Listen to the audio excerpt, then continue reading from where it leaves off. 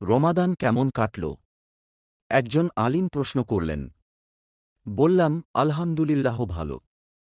উত্তর শুনে একই প্রশ্ন আবার করলেন, কেমন কাটল? উত্তর আগেরটাই দিলাম, ভালো আলহামদুলিল্লাহ।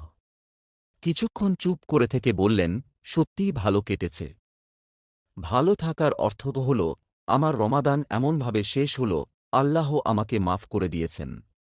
আমার গুনাহগুলো মিটে গিয়েছে।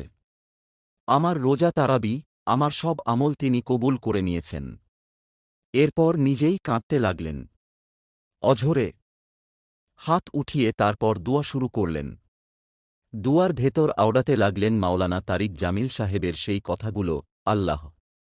বাচ্চারা খাতার মধ্যে আঁকাবাঁকা উল্টো পাল্টা নানা কিছু লিখে নিয়ে এসে বলে, আব্বু আম্মু, দেখো আমি কত সুন্দর লিখেছি। বাবা মাও তার সাথে সাথে বলেন, সত্যি